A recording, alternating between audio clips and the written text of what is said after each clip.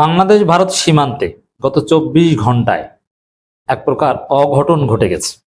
নজিরবিহীন ঘটনা ঘটে গেছে। 24 ঘন্টায় প্রায় 8টি জায়গায় সীমান্তে ভারত পুশিনের চেষ্টা করেছে, কিন্তু বিজিবি নির্ঘুম রাত পার করে তারা ভারতের পুশিন ষড়যন্ত্র ব্যর্থ করে দিয়েছে এবং পরিস্থিতি জটিল থেকে জটিলতর হচ্ছে। এটা বাংলাদেশের জন্য অশনি সংকেত। বাংলাদেশের সাথে পায়ে পড়ে ভারত ঝামেলা বাঁধাতে যাচ্ছে, যুদ্ধ বাঁধাতে যাচ্ছে। এবং এই ক্ষেত্রে বিএনপির শক্তি এখন, বিএনপির ভরসা এখন জামাত শিবিরের শক্তি। দর্শক, ভারতের সাথে বিএনপির একটা অংশ এখনো আপোষ করতে চাচ্ছে কিছু দিয়ে, কিন্তু ভারতের সাথে আপোষ হবে না। যে লাইনে বিএনপি সরকার চলে গেছে এতে আর আপোষের লাইন নাই। যেমন বিসিবিটা ভারতকে দিয়ে দিয়েছে, একদম ভারতপন্থী একটা বিসিবি। ভারত যা বলবে বিসিবি সেভাবে চলবে, কারণ ভারত বিসিবির মাধ্যমে ইন্টারিমের আমলে একটা বড় ধাক্কা খেয়েছিল।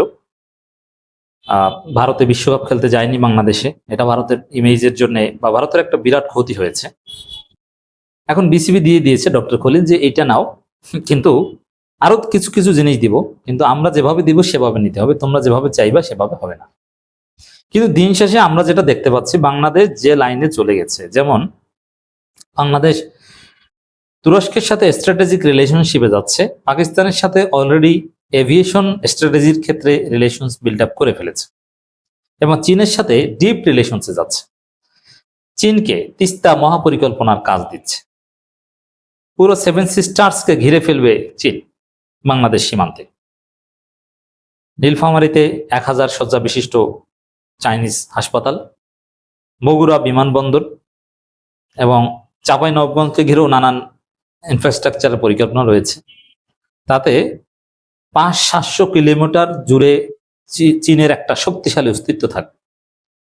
সেই জায়গায় আবার তুরস্কের সাথে একটা সম্পর্কে যাচ্ছে। এটা ভারতের জন্য মহা চিন্তার কারণ। তো এই লাইনে বাংলাদেশে গেছে, যে লাইনে যাওয়ার ফলে ভারতের সাথে আপোষ সম্ভব নয়। ভারতের সাথে সম্ভব এখন বাস্তবতা হচ্ছে শক্তির খেলা। ভারতের সাথে কোনো কিছু দিয়ে নেগোসিয়েশন করে এটা বিএনপি চাইলেও পারবে না। মির্জা ফখরুল্লাহ চেষ্টা করছেন, আমির খসরুল্লাহ চেষ্টা করছেন, কিন্তু খলিলুর রহমান সেই লাইনে নাই। খলিল অন্য লাইনে চলে গেছে। খলিলুর রহমানের হাজারো সমালোচনা আছে, কিন্তু তিনি ভারতকে সাইজ করতে চান। ইউনুস ভারতকে যে নাকানি চুবানি খাওয়াইছে, এটা বাংলাদেশের ইতিহাসে কোনো সরকার পারেনি। জিয়াউর রহমানও যা পারেনি সেটা ইউনুস করেছে। এই জায়গায় আপোষ ভারতের সাথে সম্ভব না। তাহলে কি করতে হবে? শক্তি দেখাতে হবে, সাইজ করতে হবে। শক্তি দেখানোর উপায় দুইটা। ভারতের সাথে যখন আলোচনায় বসবে, তখন চীনের সাথে, পাকিস্তানের সাথে, তুরস্কের সাথে সম্পর্কের বিষয়টা টেবিলে আনবে, যে আমাদের সাথে এই চুক্তি আছে। মূলত এই চীন, পাকিস্তান, তুরস্কের সাথে সম্পর্কের ফলেই এই পুশিনের ঘটনা। তারা পায়ে পড়ে ঝামেলা বাঁধাতে চাচ্ছে। আর একদিকে তার চাইতে সবচেয়ে বড় শক্তি ফরেন পলিসির ডিটারমিনান্টস কি, এটা একাডেমিক আলোচনা, আমি একটু সংক্ষেপে বলছি। আপনি যখন আপনার কোনো কাউন্টার পার্ট অথবা আপনার কোনো ডেভেলপমেন্ট পার্টনার, নেইবার, এদের সাথে যখন ফরেন পলিসির নেগোসিয়েশন টেবিলে বসেন, তখন আপনি কি বিষয়গুলো দেখাবেন? যে আমাকে এই সিদ্ধান্ত নিতে হবে, আমার এইটা দরকার, কারণ আমার জনগণ চায়। এটা দেখানো সবার আগে, আমার দেশের জনগণ এটা চায়। কারণ আমি যদি এটা আপনাদের কাছ থেকে আদায় করতে না পারি, আমি যদি এটা ছাড় দিই, তাহলে তো আমার ক্ষমতাই থাকবে। এর মানে জনগণের sentiment, public sentiment, public opinion এবং এদেশের মিডিয়া বা নানান কিছুর অপিনিয়ন, এটা ফরেন পলিসি নেগোসিয়েশনের গুরুত্বপূর্ণ ডিটারমিনান্ট। তো সেই জায়গায় এখন যেহেতু ভারতের সাথে বিএনপির আপোষের জায়গা নাই, তার ফলে ভারতকে চাপে রাখতে, ভারতকে শায়েস্তা করতে, সাইজ করতে বিএনপি কিছু বিষয়কে দেখাতে হবে। বিএনপিকে দেখাতে হবে, এই যে দেখেন বাংলাদেশের যে পাবলিক অপিনিয়ন, তার ভারতের বিরুদ্ধে মারাত্মক সোচ্চার, ভারতের পক্ষে। ভারতকে বাংলাদেশের মানুষ সহ্যই করতে পারে না।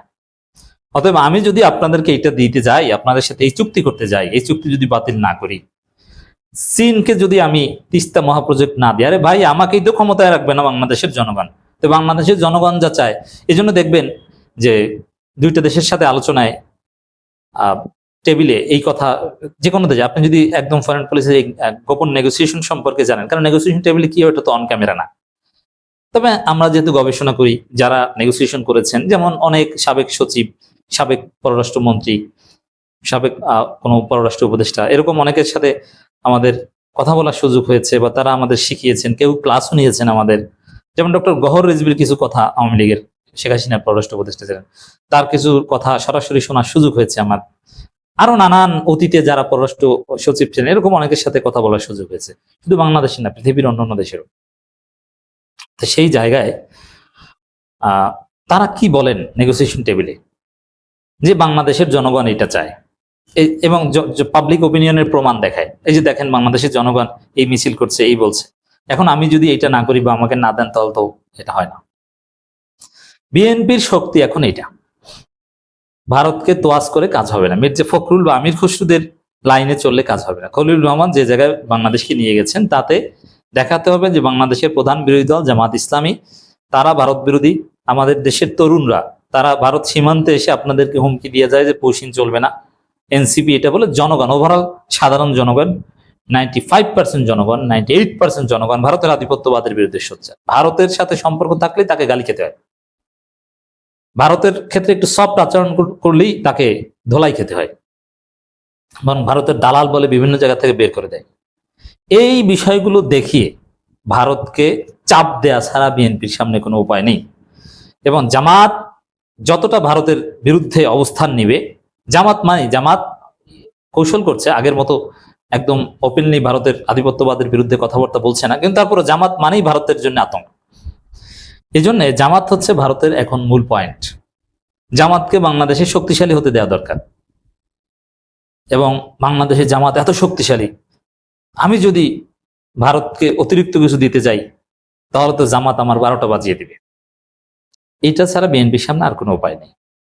ধরো এই যে পুশিনের ঘটনা ঘটছে, পুশিন ইস্যুতে বাংলাদেশ ভারত সীমান্ত উত্তেজনা, আমি যখন এই আলোচনা রেকর্ড করছি তখনকার সময় থেকে গত 24 ঘন্টার হিসাবটা 8 জায়গায় বিজিবি বিএসএফ মুখোমুখি অবস্থান নিয়েছে, এবং অনেক জায়গায় বিজিবির সাথে জনগণ অবস্থান নিয়েছে, এবং রাতভর পাহারা দিতে হয়েছে। বিভিন্ন জায়গা থেকে ফাঁক খুঁজছে যে কোন জায়গায় ভারত তাদের লোকজনকে বাংলাদেশে ঠেলে দিতে পারবে।